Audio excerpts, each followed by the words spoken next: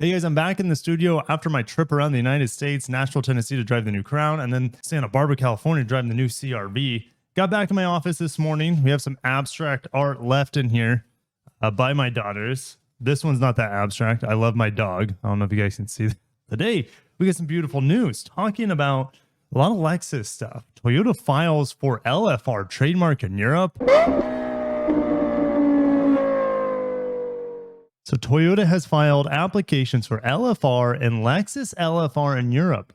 The company submitted the paperwork on October 14th, 2022.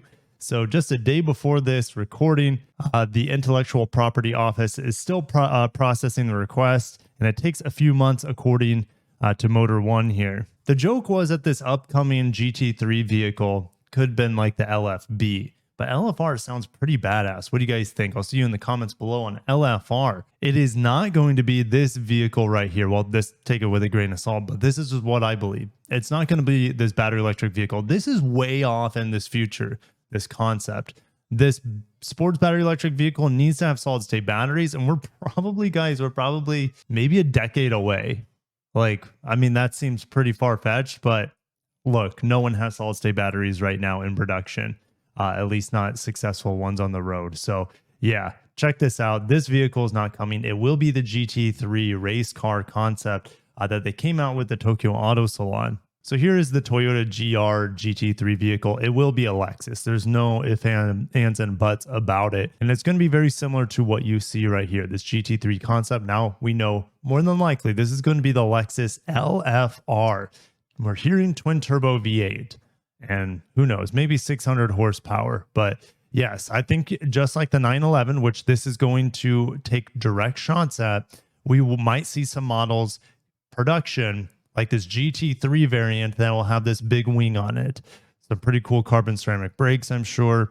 And wow, this thing looks like a Batmobile from Japan. Beautiful from every single angle, long hood, super low. And then we also have patented images of this vehicle. We didn't know what it was going to be called then.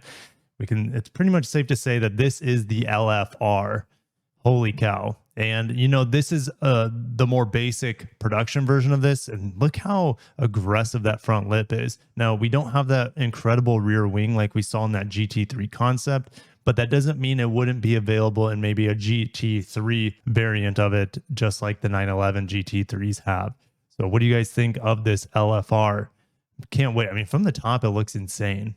So beautiful. And twin turbo V8, a lot of people think the V8's gone, and there's been conflicting news like, well, the LCF was supposed to have a twin turbo V8, but they canceled it because it wasn't performance enough. The LC is on the L platform, the TNG L platform. It's too big, it's too heavy, it's not easy to modify. And so they have to come up with this all new platform with this GT3 LFR. And there is rumors coming out of Japan that the next IS could share this platform. And if that's the case, I mean, what's going to happen to that battery electric variant of the IS? Are they going to use this platform and have battery electric versions alongside of a front engine rear wheel drive setup? It's really hard to say, but we're going to switch gears. A vehicle we do not get here in the United States, which is the Lexus UX 300E. They've given it a massive battery upgrade. It has 40% greater range to 450 kilometers, which is probably somewhere around 250 miles if it were to be available here on the market in North America under the EPA cycle. So that's pretty cool. It also gets the new screens as well, the new digital or Lexus interface, and they revise the cup holders. Make sure to check out my walk around in Plano, Texas of the new refresh 2023 Lexus UX. And to get that massive 40% increase in range, it went from a 54 kilowatt hour battery pack to a 78 kilowatt hour battery pack. Now, Lexus has again improved the LS. The LS and the LC, the flagship sedan and coupes, they get tiny refreshes and tiny updates every single year. They get a lot of attention from Lexus, as they are the most expensive vehicles alongside the LX. So they're the most expensive vehicles in the lineup. So Lexus continually makes improvements year after year on them. So what is happening to the LS for 2023? So they've made further improvements to ride comfort. and securing excellent steering stability. So it's probably got that Lexus driving signature now. The multimedia has been updated.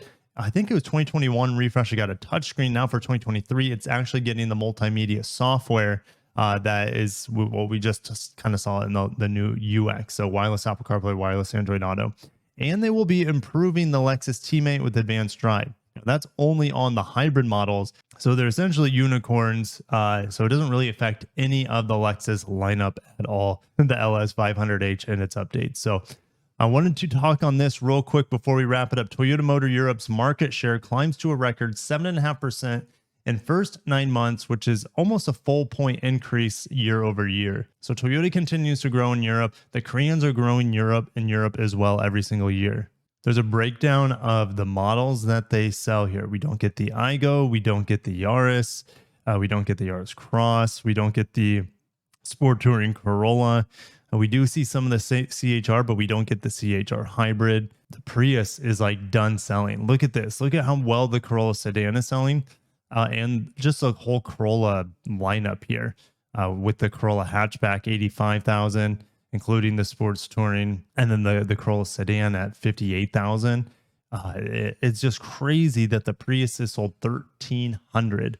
We need this new model to come down the hatch around the world for sure. Camry, 12,000 units. They don't sell that many of the large sedan over there. It doesn't surprise me though. RAV4, 92,000 units. What is the best-selling model in Europe? It's the Yaris. Okay, that doesn't really surprise me though, and that includes the Yaris Hybrid, which the Yaris Hybrid accounts for 104 of the 134,000 units. Wow. And then the Yaris Cross, including the Yaris Cross Hybrid, 115,000 units. So the Yaris and the Yaris Cross are big sellers over there in Europe. Supra sold less than 1,000 units, but it doesn't sell that well anywhere, I don't think. It's a very niche, high-priced sports car. They sell the Highlander over there, which I forget. They import it from America, I'm pretty sure. And then they have the Land Cruiser, but that's including the Prado. Very few countries sell the 300 in Europe. Also have the Hilux, which is the kind of the global version of the Tacoma, to put it simply.